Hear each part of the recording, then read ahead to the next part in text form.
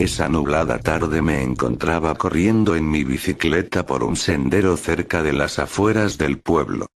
Cuando pasé por el pequeño destacamento que estaba cerca de las afueras, vi a un grupo de gente que me llamó la atención. Llevado por la curiosidad, y a pesar de que andaba apresurado, me detuve y le pregunté a un señor qué era lo que estaba pasando. El hombre me dijo que no estaba seguro, pero que escuchó que hace media hora, un sujeto llegó al destacamento diciendo que a su hijo se le había aparecido, lo que él describió como un hombre de aspecto cadavérico, el cual, supuestamente llevaba sombrero. Medía como 2 metros y estaba fumando. Dicen que por alguna razón ese individuo estuvo persiguiendo al niño en algún lugar del bosque, pero que el niño corrió hasta que lo perdió. Luego el niño llegó a su casa. Media hora después, alguien tocó la ventana de su habitación.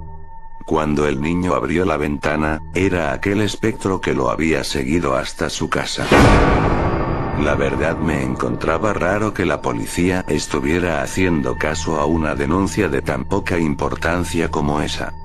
Pero luego de oír a varios de los curiosos que estaban ahí, me enteré de que la policía lo estaba haciendo solo por quitarse de encima a algunos campesinos que los tenían hartos con las quejas de que últimamente se habían estado viendo unos forasteros muy extraños merodeando de manera sospechosa de noche en el pueblo. Pero como hasta el momento ninguno de estos individuos había cometido ningún acto criminal contra nadie, la policía no tomaba el asunto en serio. Y más todavía porque la policía pensaba que se trataba de algún tipo de organización mafiosa que andaba de paso en el pueblo, tal vez detrás de alguien. Y lo mejor era no meterse con esas personas. Al otro día iba camino a mi casa por un lugar que quedaba a varios kilómetros de donde vivía. Como ya estaba anocheciendo, decidí coger el atajo del cementerio. Cuando estaba casi a mitad de camino, moviéndome entre algunos matorrales, de repente tropecé con una cruz de madera, la cual se torció. Yo la agarré y la puse en su lugar. Cuando me levanté para irme, en ese mismo instante, escuché una voz detrás de mí que dijo: «Buenas noches». Miré hacia atrás rápidamente y ahí fue cuando lo vi. Era un anciano. Un anciano extremadamente decrépito parado tras de mí. Cosa que me asustó. Y no porque me había aparecido un viejo en un cementerio, sino porque no entendía cómo pudo acercarse a mí sin que yo me diera cuenta. Recuerdo que llevaba un traje negro y se quedaba mirándome de arriba a abajo, como si sintiera alguna extraña curiosidad por mí. Le pregunté qué hacía en un cementerio a esa hora de la noche. A lo que el anciano dijo: «Lo mismo que tú. Ando de paso. Busco a un hombre. No sé si lo conozcas. Su nombre es Ricardo Alberto Enrique Castaño. Nacido la noche del 23 de septiembre de 1967. Le dije que no conocía a nadie con ese nombre. El anciano metió la mano en su traje y sacó una fotografía, la cual me dio. Y me preguntó que si conocía a la persona que estaba en la foto. En el momento que vi la foto reconocí al sujeto. Curiosamente era un hombre que estaba viviendo en la misma pensión donde yo vivía. Pero le dije al anciano que no lo conocía, ya que no sabía qué quería con él. La verdad no sé si se creyó lo que dije, pero no dijo nada. Solo se quedó mirándome. Recuerdo que me observaba el cuerpo entero, pero con una curiosidad extremadamente anormal. No sé cómo explicarlo, pero parecía como si no estuviera acostumbrado a ver seres humanos. Sé que suena exagerado, pero es la única manera que tengo de describirlo. En ese momento le devolví su fotografía y le dije que me tenía que ir. Cuando me di la vuelta para irme, vi algo que la verdad me asustó. A cierta distancia de mí, pude ver lo que parecían ser las siluetas de varios individuos extraños bajo un árbol. Empecé a sentir miedo. Y no porque estaba viendo unas personas aparentemente ocultas bajo un árbol. sino porque las siluetas de sus cuerpos no parecían tener las características físicas de las de personas normales. Recuerdo que uno de ellos estaba fumando porque se veía la luz del cigarrillo. Le pregunté al anciano que quiénes eran esas personas. El anciano me dijo: son unos amigos que andan conmigo. Entonces le pregunté que por qué no salían de ahí. A lo que el anciano, mirándome a los ojos, me dijo: no creo que quieras verlos. No son muy agradables a la vista. La verdad no tenía idea de qué quiso decir con eso y ni tampoco quería averiguarlo. Así que le dije que me tenía que ir y mirando hacia atrás disimuladamente me largué del lugar. No sé de qué tipo de circo habían salido esos forasteros, pero el hecho de que estuvieran buscando a una persona que vivía bajo el mismo techo que yo, la verdad fue algo que empezó a asustarme. Ya eran como las 8 de la noche cuando llegué a la pensión donde vivía. Cuando entré a la casa vi a Ricardo, el cual anteriormente conocía por el nombre de Gabriel, sentado en el sofá de la sala. Creo que estaba leyendo la Biblia. Me acerqué a él y le dije que un hombre, al parecer un forastero, estuvo preguntando por él. Ricardo me preguntó que cuál forastero. Yo le dije que no sabía, pero que me había aparecido un viejo muy extraño que incluso me había mostrado una fotografía suya. En ese momento, Ricardo puso una cara de espanto. Se levantó del sillón donde estaba. Se puso la mano en la cabeza y dijo: Dios mío, ayúdame. Ayúdame. Empezó a caminar en la sala nervioso como si no encontrara sitio. Le pregunté qué era lo que estaba pasando y por qué se había cambiado el nombre. Le dije que no se preocupara, que yo no le había dicho nada. Pero él ni siquiera me miró.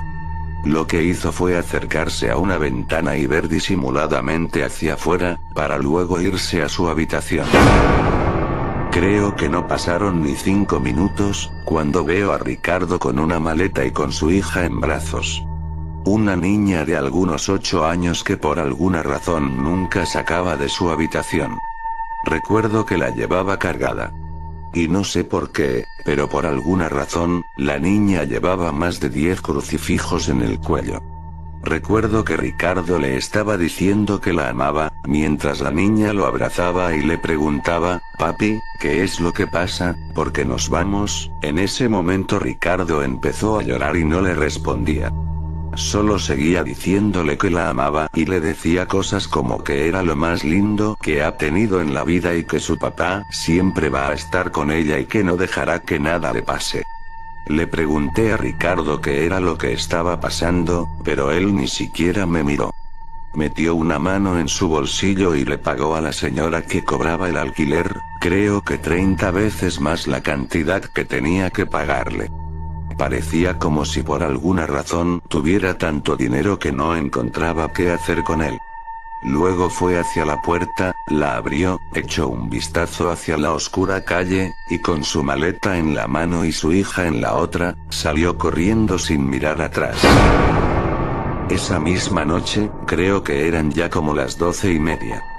Yo me encontraba en la sala echándole trementina a una lámpara porque no había luz.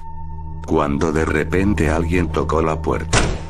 Me lo encontré raro ya que nadie solía hacerlo a esa hora. Me dirigí hacia la puerta para abrirla. Pero justo antes de hacerlo, una anciana, la dueña de la pensión, me dijo que no lo hiciera. La señora se acercó a la puerta y preguntó: ¿quién es y qué quiere? La persona que estaba del otro lado de la puerta dijo: buenas noches. Estoy buscando a Ricardo Alberto Enrique Castaño. Nacido la noche del 23 de septiembre de 1967. Si se encuentra ahí, por favor dígale que salga. Tengo un amigo que lo está buscando. Cuando escuché esa voz supe que era aquel anciano que vi en el cementerio. Y vi que la señora puso una cara muy extraña, como si conociera a ese hombre. Me dijo que apagara la luz. Luego, le dijo a ese hombre que ahí no vivía ningún Ricardo. Pasaron unos segundos de silencio. Luego el hombre tocó otra vez y dijo: Ricardo Alberto Enrique Castaño, salga de la casa. A lo que la señora, en tono fuerte, volvió a decirle: Aquí no vive ningún Ricardo. Váyase a buscarlo a otra parte, maldito engendro. La razón por la cual esa señora se mostraba tan grosera con ese hombre, era totalmente desconocida para mí. En ese momento, una mujer que también vivía en la pensión vino a la sala corriendo asustada, diciendo que habían unos individuos extraños merodeando en el patio y mirando hacia acá. En ese instante la señora dijo: Cierren bien las ventanas. No quiero que ninguno de esos malditos pise mi casa. Recuerdo que la mujer que estaba con nosotros, la cual se veía muy nerviosa, le preguntó a la anciana que quién eran esos hombres, y qué era lo que querían. A lo que la señora, mientras miraba por la ventana, dijo: Esos no son hombres. Son emisarios del diablo. Sirvientes enviados por el mismo Satanás a hacer algún trabajo. Mi abuelo tenía un pacto con uno de ellos. Parece que están buscando a ese tal Ricardo y no sé qué trato tiene con ellos, pero tiene que ser algo grande. Nunca había visto que mandaran a tantos a buscar a una sola persona. A pesar de que yo no creía lo que decía esa señora, lo decía con tanta seriedad que daba la impresión de que estaba hablando en serio. Cosa que la verdad empezó a asustarme. No sé qué tipo de sociedad tenía Ricardo con esos individuos. Pero al parecer en algún momento algo no salió como lo esperaba y tal vez por eso se vio obligado a huir con su hija. Hasta que terminó en este pueblo en medio de la nada. Lugar en el que probablemente creyó que estaría a salvo.